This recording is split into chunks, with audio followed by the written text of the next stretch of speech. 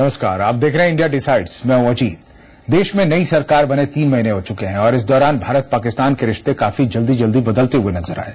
शुरुआत बेहद अच्छी रही जब नवाज शरीफ और मोदी के शपथ ग्रहण समारोह में वो आए, लेकिन शरीफ वापस क्या गए, पाकिस्तान की ओर से सरहद पर शराफत छोड़ दी गई और तब से अब तक 70 बार सीमा पर सीज फायर का उल्लंघन हो चुका है। और ऐसे वक्त में जबकि पाकिस्तान के भीतर सियासी संकट चरम पर है, कुछ लोग इसे ध्यान भटकाने की कोशिश मान रहे हैं। लेकिन सवाल यह कि क्या इसे सिर्फ एक रूटीन कवायद मान लेना ठीक होगा? कहीं ऐसा तो नहीं है कि पाकिस्तानी सेना इस दफे कुछ बड़ा खेल खेलने की तैयारी में? सवाल यह भी है कि क्या फिर भारत और पाक के रिश्तों का क्या होगा? क्या ये रिश्ते फिर वहीं पर आ चुके हैं जहां से आगे बढ़ने के लिए भारत ने हाथ बढ़ाया था? आज इसी मुद्दे पर चर्चा।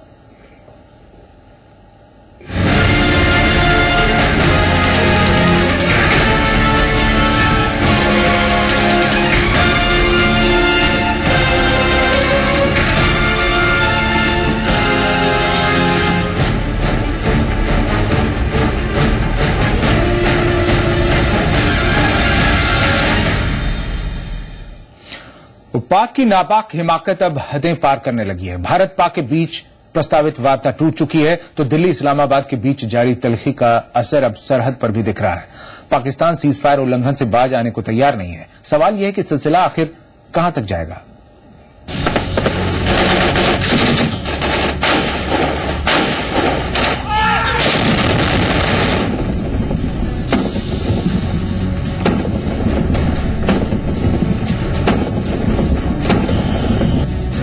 सोलह मई को चुनावी नतीजे आने के बाद देश में नई सरकार 26 मई को बनी।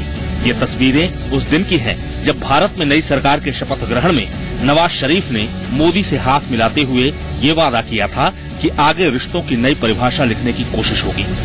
शुरुआत खासी अच्छी हुई। मोदी ने नवाज शरीफ की मां के लिए शॉल भेजी तो नवाज ने मोदी की मां के लिए साड़ी। लेकिन शॉल मोदी से हाथ मिलाते हुए ये वादा किया था कि आगे रिश्तों की नई परिभाषा लिखने की कोशिश होगी। शुरुआत खासी अच्छी हुई। मोदी ने नवाज शरीफ की मां के लिए शॉल भेजी तो नवाज ने मोदी की मां के लिए साड़ी। लेकिन शॉल और साड़ी के जरिए जुड़ते दिलों के तार पाकिस्तान के उस खेमे को अच्छे नहीं लगे जिसे ये सोचकर ही पेट दर्द होने लगता है कि भारत और पाकिस्तान करीब आ सकते हैं। नतीजा 3 महीने 7 दिन, 70 बार हिमाकत, पाक के नापाक इरादे। दिल्ली पहुंचे नवाज शरीफ ने दोस्ती का राग गाया। पाकिस्तान पहुंचकर ये दिखाया कि वो संजीदा है, लेकिन सरहद पर गोलियां थमी नहीं। साफ हो गया सेना के सामने दुम दबाकर रहने वाले पाकिस्तानी हुक्मरान कितने बेबस हैं। वहीं पाकिस्तानी सेना जिसे राष्ट्रवाद के नाम पर सिर्फ कश्मीर याद आता है, उसके लिए मुश्किलें तब और बढ़ गईं जब हर गोली का जवाब गोली से मिलने लगा। लिहाजा पाक की हताशा चरम पर है और दोस्ती का राग पीछे छूट चुका है। ताजा मामला जम्मू के आरसपुरा सेक्टर का है, जहां पाक की नापाक गोलीबारी में 2 गांव वालों ने जान गंवा दी है, जबकि 1 जवान घायल हुआ है। 5 लोग इंजर्ड हुए थे एक ही फैमिली के, जिसमें कि 2 की डेथ हो गई, जो मेन जो घर का बंदा है, और उसके एक बेटे की बच्चे की डेथ हुई, और बाकी उसी फैमिली के 3 लोग इंजर्ड हैं। उसके अलावा एक BSF का हमारा जवान भी इंजर्ड हुआ है। पर अभी जितने इंजर्ड बाकी हैं वो सभी उनकी स्थिति नॉर्मल है और ज्यादा क्रिटिकल नहीं है। दरअसल पाकिस्तान की आदत रही है कि जब भी उसका आंतरिक संकट गहराता है वो कश्मीर के बहाने भारत से भिड़ने की कोशिश करता है।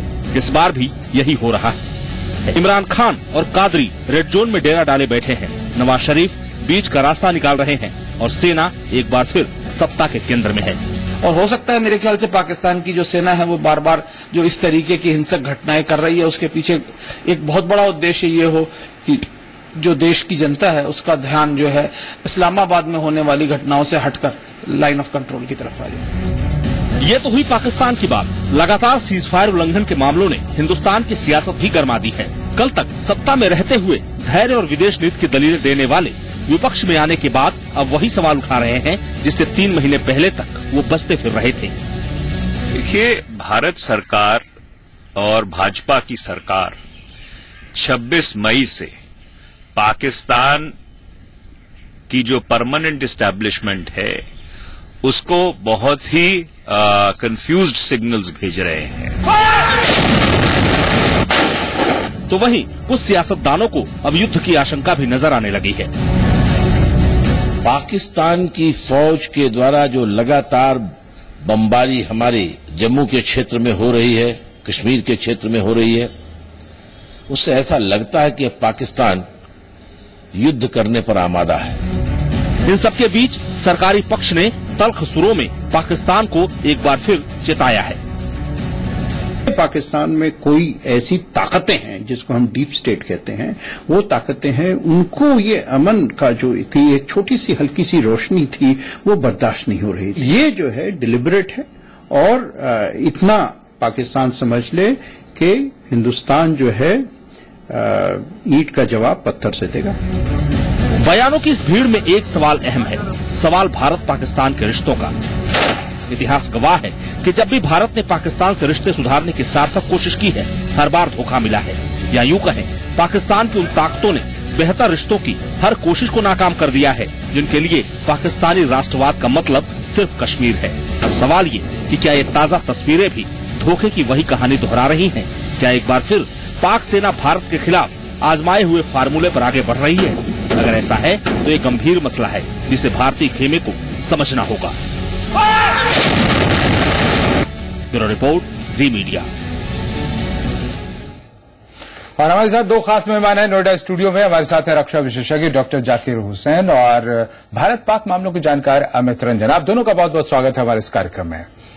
जाकिर साहब, जिस तरीके से ये सब कुछ हो रहा है, पाकिस्तान के आंतरिक हालात का खामियाजा भारत पाक संबंधों पर लगातार पड़ रहा है, ये स्थितियां कब तक बनी रहेंगी? ये सिलसिला कब तक चलता रहेगा? देखिए, अभी जो फिलहाल दोस्ती का हाथ बढ़ाया गया था और उसके जो नतीजे सामने आए हैं, उसको देखते हुए लगता है कि पाकिस्तान इस मूड में नहीं लग रहा है कि इस बढ़े हुए हाथ को बढ़कर आगे बढ़े और एक सोल्यूशन की तरफ जाए। मुझे लगता है कि 1-1.5 साल तक ये सिचुएशन नहीं इम्प्रूव होगी जिस हिसाब से, क्योंकि ये जो अभी नरेंद्र मोदी जी ने जो बहुत ही स्ट्रांग और सार्थक कदम उठाया है टॉक को कैंसिल करके, उसे पाकिस्तान की समझ में नहीं आया होगा कि किस तरीके से अब भारत को फिर निगोशिएटिंग टेबल पर लाया जाए। इससे न केवल पाकिस्तान की आर्मी को एक चैलेंज मिला है, बल्कि इसके इंटरनेशनल छवि में भी ये दिखाने के लिए कुछ नहीं बचा है कि अब भारत के साथ हम मुआहदा किस तरीके से शुरू करें। भारत ने अपना एक स्टैंड दिया है कि अगर आप कश्मीर का मसला सॉल्व करना चाहते हैं तो आप हमसे बात करिए। बीच में जो बिचौलिए हैं या जो फोर्सेज जो हैं सेशनिस्ट का काम करती हैं, अलगाववाद का काम करती हैं, उनसे आप बात करके क्या फायदा है? क्योंकि भारत एक मजबूत देश है, इसको मानना चाहिए उसे, और क्यों नहीं मानता भी है, लेकिन क्यों नहीं अपनी कार्यान्वित में इसको सम्मिलित करता, ये देखने की बात है। कल एक ऐसी सिचुएशन भी आ सकती है कि भारत कश्मीर का मुद्दा बायलेटरल इश्यू से बिल्कुल हटा दे। पाकिस्तान के लाख कहने पर भी हम बायलेटरल इश्यू में कश्मीर को नहीं इंक्लूड करेंगे, ना कि शिमला, जो कि शिमला एग्रीमेंट के तहत। आपका कहना है कि कुछ लोग जो आशंका जता रहे हैं कि जिस तरीके से सब कुछ हुआ है पिछले दिनों, इससे कश्मीर का मुद्दा कहीं बायलेटरल से भी ज्यादा कहीं तीसरे पक्ष की भी भूमिका न इसमें नजर आने लगे, उससे अलग आप ये कह रहे हैं कि बायलेटरल हटाकर अब पूरा का पूरा कंसंट्रेशन अपने ऊपर रखेंगे, इस तरह की रणनीति उन्होंने बनाई और इस पर जो चलकर अब तक हम चाहते हैं कि कश्मीर को बायलेटरल से हटा दें। शिमला तहत एग्रीमेंट के तहत हमने बायलेटरल बनाया था, वो भी उसमें एग्रीमेंट किए थे। लाहौर समझौता जो हुआ था उसमें भी ये सीधी बात है कि पाकिस्तान से पाकिस्तान ये चाहता है कि हम कश्मीर को बायलेटरल से हटा के अपना यूनिलैटरल माने और अपने हिसाब से पॉलिसी डिसाइड करें कि हमें क्या करना है कश्मीर पर। अब पाकिस्तान की कोई अहमियत नहीं रह जाती है, क्योंकि हम बार बार जो है निगोशिएशन टेबल पर बुलाते हैं, उसको बार बार आपका कहना है कि अब तक जो कुछ भी हुआ है इसमें पाकिस्तान और एक्सपोज हुआ है, उसकी जो नीतियां हैं जग जाहिर हो चुकी है, उसकी हालत जो है पाकिस्तान मसले पे जग जाहिर है। कोई कहीं भी कंफ्यूजन नहीं है कि पाकिस्तान की मंशा क्या है और किस तरीके से कश्मीर मुद्दे और ज्यादा वो एक्सपोज हुआ है और इसीलिए इस तरह की हिमाकत कर रहा है और इसीलिए बॉर्डर पर इतना ज्यादा टेंशन है। क्या अमित रंजन आप भी यही मानते हैं, या आपको लगता है कि हम जहां से चले थे फिर वहीं खड़े हैं, कोई प्रगति हुई ही नहीं? देखिए, 1950 से मैं जब पहली बार पंडित नेहरू मिले थे लियाकत अली खान साहब से, उससे वहां से लेके आज तक जो 2014 में नरेंद्र मोदी ने नवाज शरीफ को बुलाया, हम एक हिस्टीरिया क्रिएट कर लेते हैं कि देखो मिल रहे हैं दो प्रधानमंत्री, कुछ होगा, लेकिन कुछ नहीं होता। इसका सबसे बड़ा जो कारण है वो ये है कि हम दोनों मुल्कों के बीच एक ट्रस्ट डेफिसिट बहुत ही अधिक है। हम एक दूसरे पे भरोसा नहीं करते।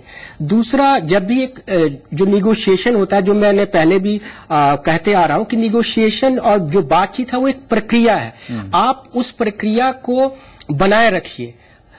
ऐसी बाधाएं जो हैं वो आएंगी, लेकिन उसके चलते आप जो बातचीत आपको नहीं छोड़नी चाहिए। ठीक है, कश्मीरी जो सेपरेटिस्ट लीडर जो आप कह रहे हैं वो 1995 आप कह रहे हैं कि बातचीत से जो इनकार किया, वार्ता से जो इनकार कर दिया भारत ने, उसके बाद से और ज्यादा आक्रामक हो गया पाकिस्तान? नहीं, ऐसा नहीं है। जो बॉर्डर का जो इश्यू है, बॉर्डर पे जो फायरिंग होती है वो आज से नहीं, वो बॉर्डर की फायरिंग हमेशा से एक मौसम, एक अभी जो है, अभी जब रिट्रीट करती है सेनाएं तो वो करती हैं, लेकिन होता क्या है कि बहुत सी फायरिंग्स पब्लिक नहीं होती है। बहुत सी फायरिंग्स आपस में सुलझ जाती, वहीं पे रह जाती है, रुक जाती है। ट्रस्ट डेफिसिट की जो बात लगातार होती है, इसके लिए जिम्मेदार कौन है और कौन इसे तोड़ता है बार बार?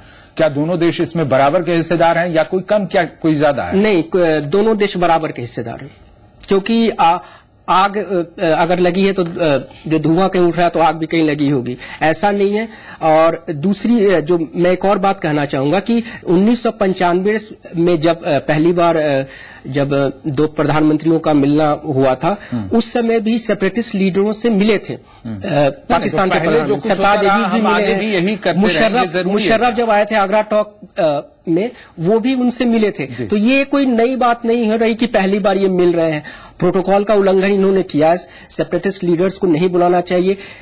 सुजाता सिंह जो हमारी जो फॉरेन सेक्रेटरी है, उनको उस वक्त न देके रोकने के लिए कहने के लिए छोड़ के उनको पहले 1 या 1.5 महीने पहले ये तय हो चुका था कि ये बादशाह साहब उससे मिलेंगे। तो ये पहले उनको बता देना चाहिए कि ठीक है, अगर आप मिलेंगे तो हम टॉक पे नहीं जाएंगे। ये बातें तो सामने आई कि मना किया था भारत ने कि इस तरह की मुलाकात नहीं होनी चाहिए, इस तरह का प्रोवोकेशन नहीं होना चाहिए, और इसके बावजूद इस तरह की बातें हुई और जिनका असर पड़ा। लेकिन सवाल ये है कि इतने दिनों में, मोदी सरकार के इतने दिनों के कार्यकाल में हमने क्या पाया और क्या खोया? क्या हमारी दिशा सही जा रही है या हम और नुकसान में हैं या फायदे में हैं? जैसे जाकिर साहब का कहना है कि हम फायदे में हैं, हमने जो भी नीतियां अपनाई हैं उससे पाकिस्तान और ज्यादा एक्सपोज हुआ है, लेकिन आपका ये मानना नहीं है शायद, अमित जी? नहीं, देखिए, पाकिस्तान एक्सपोज आज से नहीं, पाकिस्तान एक्सपोज पहले भी हो चुका है। अगर आप उस एक्सपोजर की बात जाकिर सर कर रहे हैं, पाकिस्तान पहले भी एक्सपोज हो चुका है। लेकिन हमारे हक में है कि हम कैसा रीजन चाहते हैं। अगर हम रीजन शांति प्रिय चाहते हैं तो हमें आज भी हमारे पास इंद्र कुमार गुजराल के दिए हुए गुजराल डॉक्ट्रिन है, उस पे हमें काम करना होगा। और हमें जाके जो उसके गुजराल डॉक्ट्रिन के वो में था कि अगर आपका पड़ोसी मुल्क 1 कदम आगे बढ़ाता है तो आपको 2 कदम बढ़ाना होगा। तो इसलिए इस चीज को आपको माननी होगी कि आप एक बड़ी शक्ति हैं, आपको और भी ऊपर जाना, एक एशियन पावर या फिर आप अपने आप को अगर ग्लोबल पावर के रूप में फ्यूचर में अगर देखना चाहते हैं तो आपको अपने नेबरिंग कंट्री से कैसे हो सकती है जो कहा कि आप लगातार गोलीबारी करते रहे और इस गोलीबारी के बीच में आखिर वार्ता कैसे संभव है? जो धमाके की आवाज है इसके बीच बिना वार्ता के कोई, तो क्या ये बिना वार्ता के और कुछ भी संभव नहीं है? जी, जाकिर साहब से भी हम आगे चर्चा जारी रखेंगे कि आखिर जिस तरह की नीतियां अपनाई मोदी सरकार ने, एक तरफ बुलाया नवाज शरीफ को और इसके बाद एक स्टैंड लिया कि आप हमारे यहाँ के अलगाववादियों को बढ़ावा न दें, उकसावा न दें, नहीं तो फिर बातचीत नहीं हो सकती है। और सीमा पर भी आप लगातार गोलीबारी कर रहे हैं और हमारे यहाँ अलगाववादियों को भी हवा दे रहे हैं। ये जताकर भारत सरकार ने क्या एक पोजीशन, अपनी स्थिति अपनी और मजबूत नहीं कर ली है? इस पर हम आगे चर्चा करेंगे। एक छोटा सा ब्रेक यहां।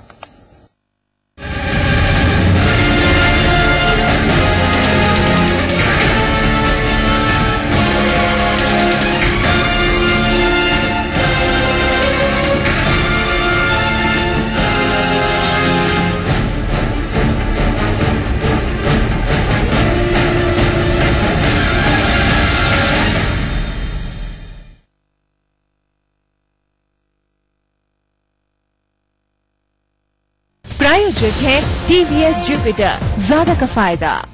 हौले हौले से केसर की बारिशें डूब चली रंग में इसके हम डूब चले। विमल में है कश्मीरी केसर जिसके स्वाद में डूब रहे हैं सब। विमल पान मसाला। दाने में केसर का दाम। मासूम बच्चों ने तेरा क्या बिगाड़ा था? बड़ा प्लान बना, जोरदार अटैक कर। ये कोई मामूली आदमी नहीं है। मेरे प्लान के मुताबिक वो बाहर बहुत जल्द आएगा। Let's finish this game. विमल पान मसाला present Holiday powered by L'Oreal and Mahindra Rai। आज रात 8 बजे एंड पिक्चर्स पर। भाई पैसे कम है। कितना है? 10 है। 10 बस है। अब तूफानी उठाओ, बस 10 में। आज कुछ तूफानी करते हैं।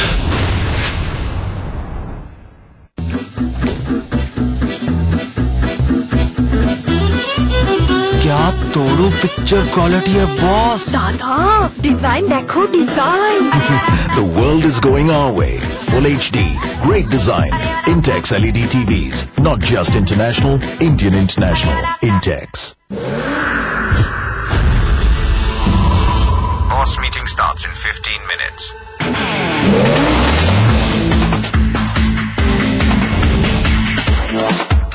Power living through the week. Easy relaxing through the weekend. The stunning new Zest with advanced Connect Next technology and the Revitron 1.2T turbocharged petrol engine. Zest up your life. Zest from Tata Motors. मासूम बच्चों ने तेरा क्या बिगाड़ा था? बड़ा plan बना, जोरदार अटैक कर। ये कोई मामूली आदमी नहीं है। मेरे प्लान के मुताबिक वो बाहर बहुत जल्द आएगा। Let's finish this game. विमल पान मसाला present Holiday powered by L'Oreal and Mahindra Rai। आज रात 8 बजे एंड पिक्चर्स पर।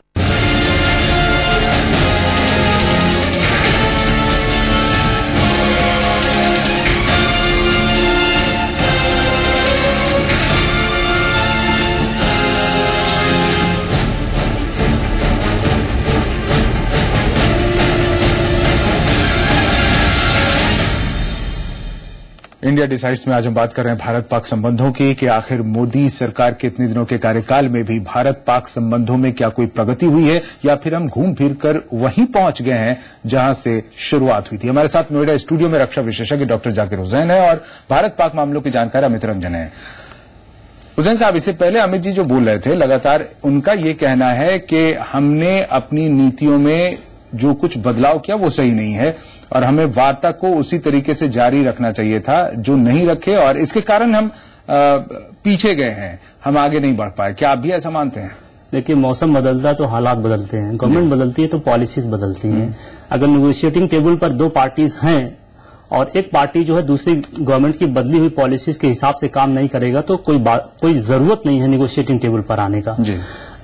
जब 1 ही घंटे पहले 2 घंटे पहले जब ट्रस्ट डेवलप हो रहा था 2 घंटे पहले ही अगर फोन आया था फॉरेन मिनिस्ट्री से इंडिया की कि या तो आप हमसे बात करिए या टेररिस्ट से बात करिए, अलगाववादियों से बात करिए, तो आपको उसको देखना चाहिए था, उसको ईगो इश्यू बनाकर उसको कंटिन्यू नहीं करना चाहिए। यहाँ पे बिल्कुल साफ मंशा जाहिर हो रही है कि आप जो है पिछली रवायत को पिछली कवायद को कंटिन्यू करना चाहते हैं और उसी ढर्रे पर पॉलिसी लेके चलना चाहते हैं। अमित जी क्या जवाब देंगे इसका?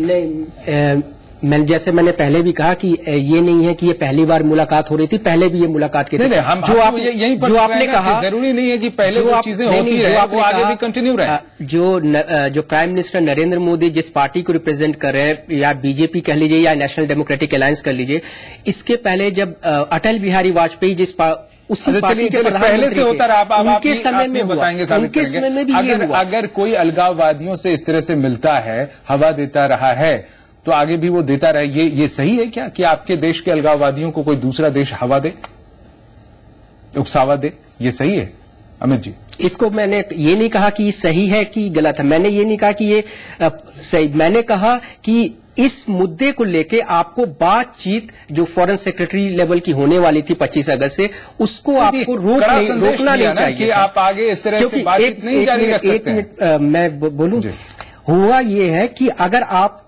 ये एक जरिया है, फॉरेन सेक्रेटरी लेवल का जो टॉक है ये एक जरिया है, इसके बाद आने वाली जो आगे की प्रॉब्लम्स है उस प्रॉब्लम्स को आप नहीं देख रहे। आपके सामने अफगानिस्तान का बहुत बड़ा प्रॉब्लम खड़ा होने वाला है, उसके स्पिल ओवर फैक्टर्स को आप नहीं देख रहे हैं। वहां से जब यूएस फोर्सेज हटेंगी तो उसके बाद आप आपको अपने इंटरेस्ट को वहां सिक्योर करने हैं, वो उस सिक्योरिटी के लिए आपको कहीं ना कहीं पाकिस्तान से बातचीत करनी पड़ेगी। बिना उसके आप आगे नहीं बढ़ सकते। तो इसलिए आप एक वर्किंग रिलेशनशिप, मैं ये नहीं कह रहा कि आप एक दिन में या 10 दिन में जो हमारे पुराने जो 47 से लेकर आज तक झगड़े थे, मसले थे, सब खत्म हो जाएंगे, लेकिन एटलीस्ट एक वर्किंग रिलेशनशिप होनी चाहिए। अब वो जरूरी है और उसके लिए उसको तोड़ा गया, उसके लिए आपको बातचीत करनी चाहिए और हम फिर से बातचीत होनी चाहिए। देखिए, ये मैं इसमें यहाँ पे ये बताना चाहूंगा कि जिस रोज नवाज शरीफ यहाँ आए थे, ये कह रहे हैं कि अफगानिस्तान का मुद्दा बड़ा इंपॉर्टेंट है भारत की सिक्योरिटी के लिए, जिस रोज नवाज शरीफ आए थे उसी रोज हेरात पर हमारी कंसुलेट पर अटैक किया गया। तो अब तक जितने भी निगोशिएशन हुई, क्या पाकिस्तान ने किसी जिम्मेदारी का सबूत दिया है? नहीं दिया है। ये मतलब अध्याय के बाद अध्याय, अध्याय के बाद अध्याय, हर अध्याय पे एक ही स्टोरी लिखी जा रही है।